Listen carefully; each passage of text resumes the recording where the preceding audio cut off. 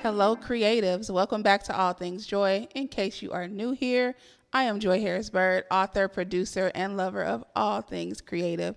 I'm so excited. This is the last installment of our series, How to Write a Children's Book. So we have learned how to find your story, how to craft beautiful characters and a marvelous setting, how to do your writing and revision. And this week, we are focusing on illustrations and publishing. It's the question I get asked the most. I am so excited to dive in. Let's get it.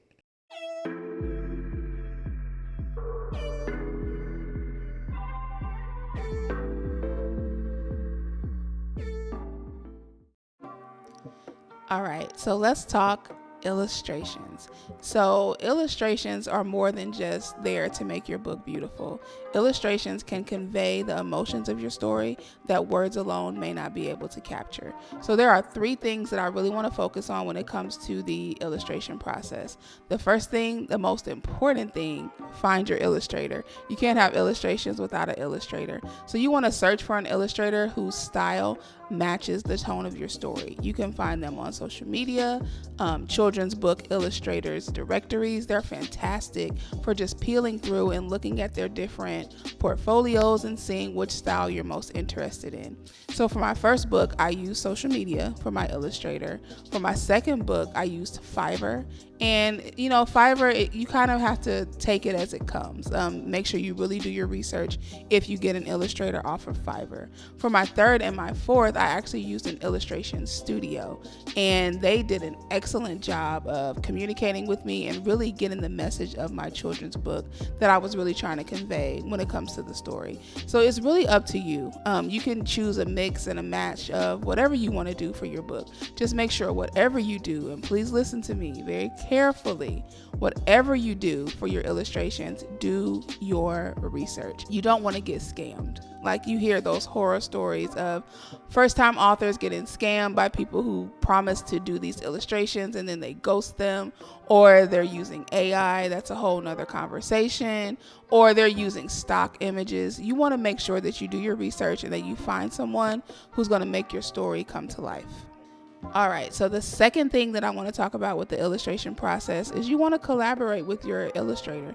You want to make sure that they know exactly what you're looking for, but you also want to allow them creative space. So of course, it's your story, it's your baby, it's your book.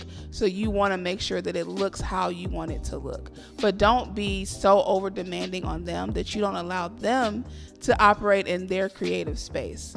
So definitely collaborate with them. It's okay to give them a play-by-play on what you want each page to look like, but also be open to receive feedback from them, because this is their niche. This is what they do. This is where they flow in creativity. So allow them to just be free and to create, but also in the back of your mind, know that this is your story. So you have the final control and the final say on how your book is presented. So collaboration is so important when it comes to doing the illustrations for your book. And just the two of you, you want to just work together and just create something so beautiful and so magical that the kids cannot put your book down.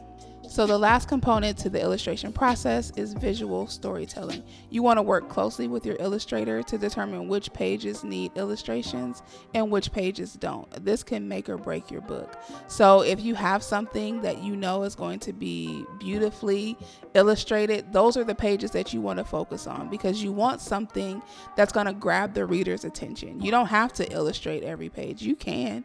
You absolutely can. If you want to do an illustration for every single page, you can, but sometimes you can condense your words and combine them and just do one beautiful illustration that can tell the message way clearer than multiple illustrations can. So you really want to work closely with your illustrator and just make it as visually appealing as you can. It's so important to do this because when you're working with young readers, it's illustration heavy depending on what age group you're working at. We talked about that earlier. When you're working with the 4 to 8 age group, they are looking for the illustrations, they're looking for the bright, they're looking for the colorful. So really work with them to make sure that you can create something that's visually beautiful.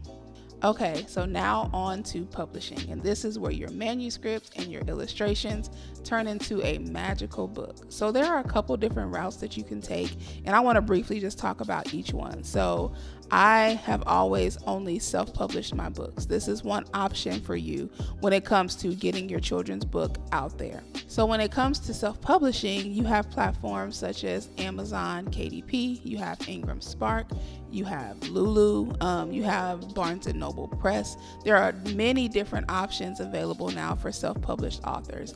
The thing is, you have to really become engulfed in publishing because there are a lot of different guidelines and regulations and just specific margins, and there's so much that you have to learn when it comes to publishing your book, but there's a lot of different perks to it as well.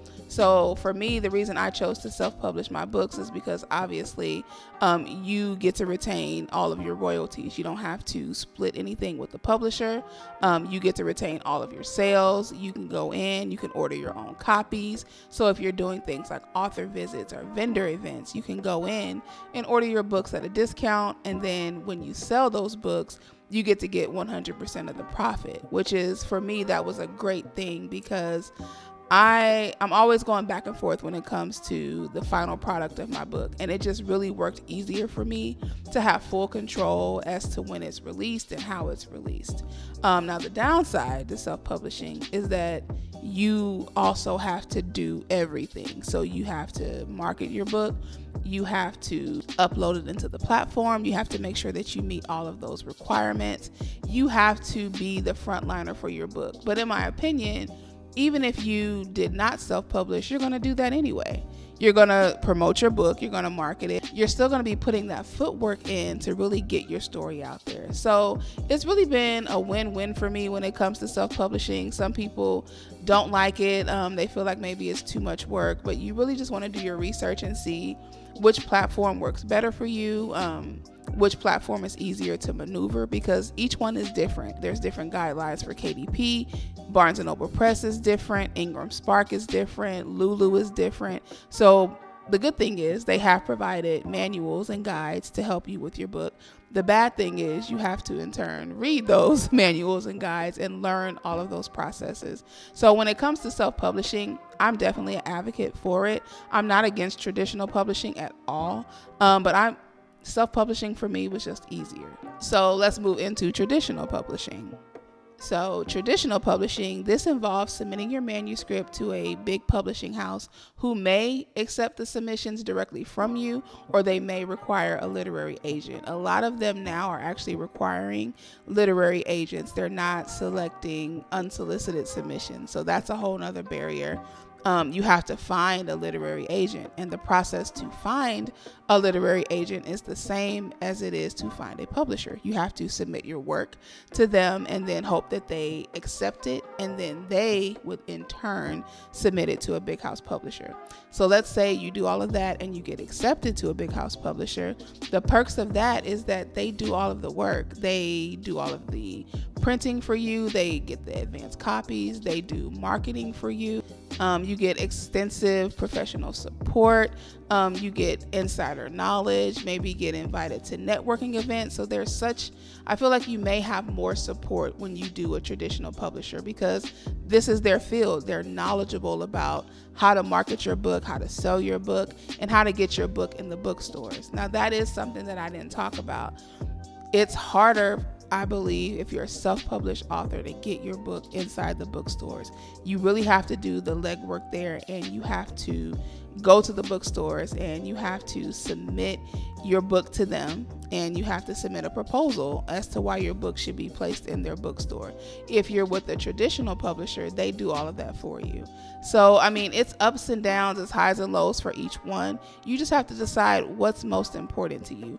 If marketing and promotion and not having to worry about uploading your content and making sure that you meet the requirements, if that's too much, then you want to do the traditional publishing. Now, keep in mind, you're going to split those royalties. Now, there are instances where they may give you an advance on your book for accepting it, but when it comes to the sales, you're really going to have to work with them and determine what that royalty looks like. So I mean, it really just depends. If you're not really concerned about the royalty and you want the advance and you want the ease and the support, definitely I feel like traditional publishing is up for you. If you feel like you want to be more in control and you want to really be out there and promote your book and you don't mind uploading it and doing all of the work yourself, then self-publishing is for you. Now, the last option that I'm going to talk about as far as publishing is hybrid publishing. So hybrid publishers, they kind of mix traditional publishing and self-publishing together. So with hybrid publishers, you have to make an investment, but you still get the support from a traditional publisher. So there was one who had contacted me, and they said that I'd have to invest $2,500 to basically have them publish my book. And they would take care of the illustrations, they would take care of the printing and everything, and we would split the royalties.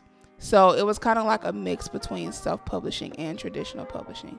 But you have to be careful with that as well, because not everyone has your best interest at heart, and some people are just trying to do a money grab. So you have to do your research. If you choose to use a hybrid publisher, make sure they're reputable, and make sure that they align with your vision and with your story, and make sure that they're not going to take advantage of you. And if you don't mind making an investment up front because you still want that support, then hybrid publishing may be for you.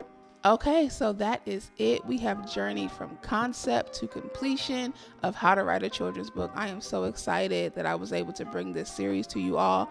I definitely want to hear any comments, any questions that you have. I'm going to come back next week and answer some of those questions for you. And also, I'm going to have a surprise announcement. I am so excited that you have taken this journey with me, and I hope that this has been useful, and I will see you all next week. Peace.